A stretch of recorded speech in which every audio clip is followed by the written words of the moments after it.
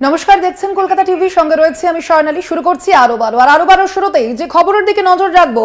শুক্রবার রাতে মমতা বন্দ্যোপাধ্যায় এবং অভিষেক বন্দ্যোপাধ্যায়ের বৈঠকে বর্তমান পরিস্থিতি নিয়ে আলোচনা, রাজনৈতিক কর্মসূচি নিয়েও আলোচনা হয় বলে জানা যাচ্ছে। শুধু এবং তার পাশাপাশি সিজিও কমপ্লেক্স অভিযান হতে পারে বলে সূত্র মারফত খবর। আপনাদের জানিয়ে রাখি, আলোচনা হয় মমতা বন্দ্যোপাধ্যায় এবং অভিষেক বন্দ্যোপাধ্যায়ের মধ্যে। শুক্রবার রাতে এই বৈঠক হয় এবং এখানে রাজনৈতিক বিভিন্ন বিষয় নিয়ে যেমন আলোচনা হয় এই বৈঠকে বলে জানা যাচ্ছে, তার পাশাপাশি সিজিও কমপ্লেক্স অভিযান হতে পারে। আপনারা জানেন এখনো পর্যন্ত যে আরজিকর কাণ্ড রয়েছে, আরজিকর কাণ্ডে কিন্তু এখনো পর্যন্ত যে অসন্তোষজনক তাদের তদন্ত বলেই কিন্তু অভিযোগ তুলছে একদিকে যেমন জুনিয়র চিকিৎসকরা, অন্যদিকে রাজ্যের শাসক দল তারাও কিন্তু বারংবার সেই অভিযোগে সরব হচ্ছে। আর এবার এই যে মমতা বন্দ্যোপাধ্যায় এবং অভিষেক বন্দ্যোপাধ্যায় বৈঠক করেন, সেখানেই এই বিষয়টি উঠে এসেছে। কথা বলবো আমরা, ফোন লাইনে রয়েছেন আমাদের বিশেষ প্রতিনিধি দেবজ্যোতি ঘোষ।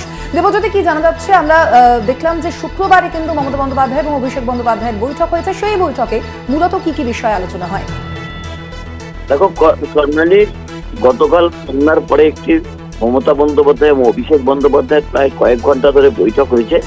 বেশ কয়েকটি বিষয় নিয়ে গত কয়েকদিন ধরে তৃণমূল কংগ্রেস নেত্রী মমতা বন্দ্যোপাধ্যায় এবং অভিষেক বন্দ্যোপাধ্যায়ের মধ্যে একটা দূরত্ব তৈরি হয়েছিল। সেই জায়গাতে আরজিকর ঘটনাতে দুই নেতৃত্ব একই সঙ্গে বৈঠক করেন এবং সেখানে বর্তমান রাজনৈতিক পরিস্থিতি নিয়ে আলোচনা হয়েছে। বিভিন্ন জায়গায় বেশ কিছু সাংগঠনিক পরিবর্তন নিয়ে কথা হয়েছে। এছাড়াও আরজিকর পরিস্থিতি নিয়ে তৃণমূল কংগ্রেসের কি রণকৌশল রয়েছে তা নিয়েও একাধিক কথাবার্তা হয়েছে। এছাড়াও সেখানে ব্যক্তিগত কথা, যেমন অভিষেক বন্দ্যোপাধ্যায় আগামী সপ্তাহে তিনি কলকাতার বাইরে যাচ্ছে চিকিৎসার জন্য, তা নিয়েও কথাবার্তা হয়েছে। এবং এছাড়াও একটা সূত্র মারফত জানা যাচ্ছে যে যেভাবে সিবিআই ইনকোয়ারি করা হচ্ছে তাতে কিন্তু অত্যন্ত অখুশি তৃণমূল কংগ্রেস। সিবিআই প্রায় 21 দিন ধরে তদন্ত করছে, এখনো পর্যন্ত ঘটনার কোনো কিনারা করতে পারেনি। সেই জায়গাতে তৃণমূল কংগ্রেসের সিজিও কমপ্লেক্স একটা অভিযান হতে পারে, তবে দিনক্ষণ এখনো ঠিক হয়নি।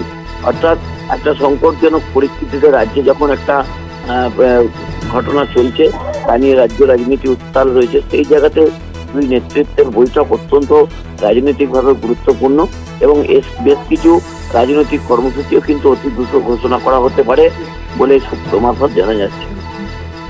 একদমই ধন্যবাদ তোমায়। আমরা কথা বলছিলাম, ফোন লাইনে ছিলেন বিশেষ প্রতিনিধি দেবজ্যোতি ঘোষ।